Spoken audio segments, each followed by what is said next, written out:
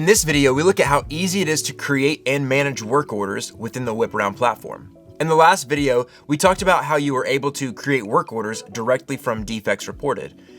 But to get a better look into your full list of work orders, we will go into the work orders section within the maintenance module. Here you can easily search and sort your work orders, making it simple to get a pulse check on the status of jobs.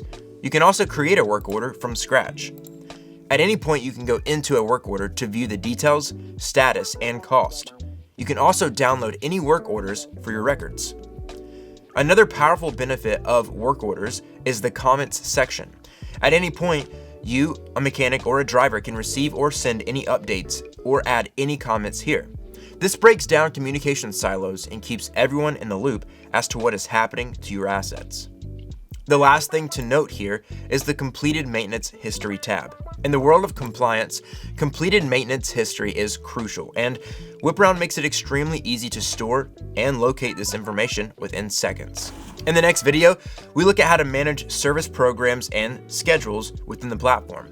If you're ready to take more control of your fleet operations with real-time information, go to whiparound.com, where you can schedule a time to speak with one of our representatives, or you can try for free.